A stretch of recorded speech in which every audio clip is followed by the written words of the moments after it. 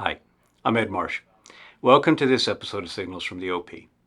I create these brief videos every couple of weeks to provoke some thinking for industrial manufacturing company execs. If you know of one who you think might find some value in this, please share it with them.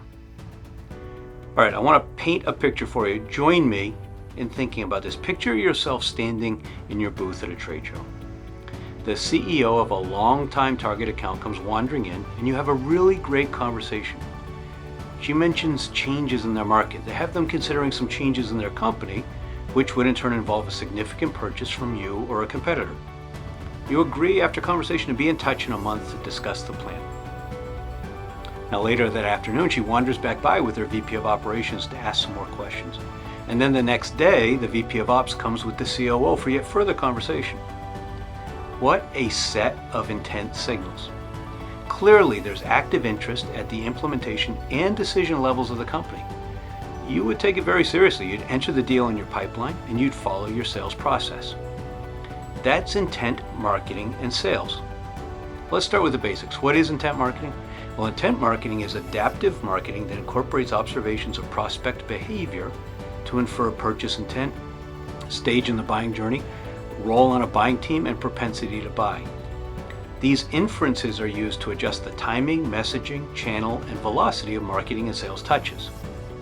The premise of intent marketing is that by identifying those who, based on their behavior, might be currently researching or considering a purchase, you're able to focus resources on prospects who are most likely to buy and to do so sooner. So the important question, does it work? Well, the unsatisfying answer is yes and no. And here's what I mean. Many companies think that intent marketing is a silver bullet. They purchase some intent data, blast out some ads and emails, hand a list to BDRs, and they end up disappointed. So on the no side of things, it's not a simple or easy solution.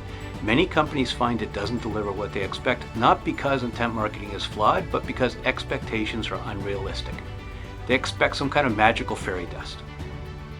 In many ways, though, intent marketing works really well. Let's think about that example that we started with. Your observation of the set of interactions and the conclusions you draw from them and your reactions are the basis of intent marketing and intent sales. So now let's consider another scenario. That same CEO, and you know it's her because she's on your email list and you can observe her online activity with you, visits your website and spends 30 minutes looking at 7 different pages. 2 days later, the COO, who's also on your email list, visits, and over the course of a week, 2 additional anonymous visitors from the same company all converge on the same set of pages that explore the justification for purchasing a certain type of equipment. And the following week, a mid-level engineer fills out an RFQ form on your site.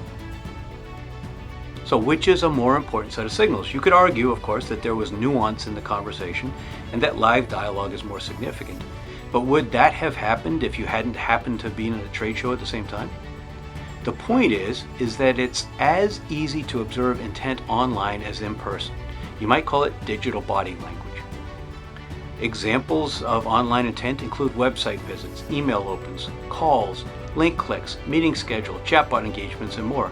And certain pages and kinds of engagement often imply higher intent.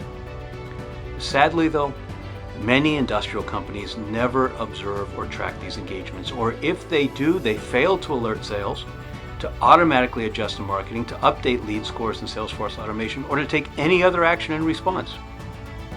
And here's a really important point. In the example above, the RFQ by a mid-level engineer would likely be viewed as identical to every other RFQ that's received and just pushed into some laborious quoting process, completely missing all of the important context around it. So intent marketing and intent sales are about observing buyer behaviors, making informed decisions about what they mean, individually and in aggregate for the company, and adapting the marketing and sales effort to them. That can be done just based on first-party intent, which describes the observations that you make across your own digital footprint. That means your website, your social media profiles, SMS and email, and of course it includes direct engagement like phone calls and in-person meetings and events. Some companies take it a step further and incorporate third-party intent data or observations of behaviors normally of anonymous people believed to be from a specific company elsewhere on the internet. There are many varieties of intent data and wide disparities in the detail of signal accuracy, volume, and specificity. In most cases, it's only provided at the company level. In a few, it includes contact level insights along with specifics on the types of actions that somebody took. Third-party intent data can supplement first-party observations to be woven collectively to make a richer picture of the activity in an account. And this can be used to help sales reps prioritize target accounts or account-based sales targets, direct paid ad campaigns, or focus outbound prospecting efforts.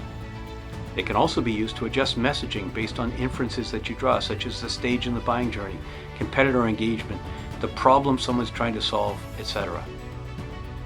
Intent marketing based on first-party data is honestly pretty straightforward.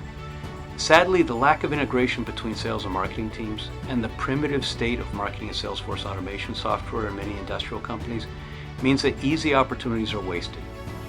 Really, they are just wasted because they're often right there, but laziness and lack of training mean they're never used. Companies that successfully leverage first-party intent can then refine their programs by also incorporating third-party intent into their intent marketing campaigns, or even adding second-party data which comes from industry publishers, and possibly building models of propensity to buy.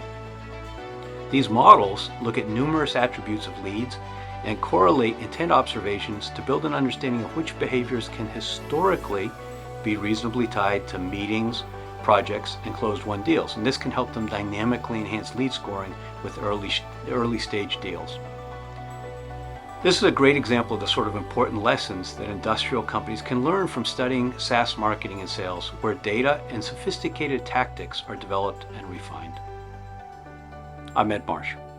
If you found value in this episode of Signals from the OP, check out the full playlist, and maybe even like it, share it, and subscribe either to my YouTube channel, edmarshspeaks.tv, or at the related blog, signalsfromtheop.com.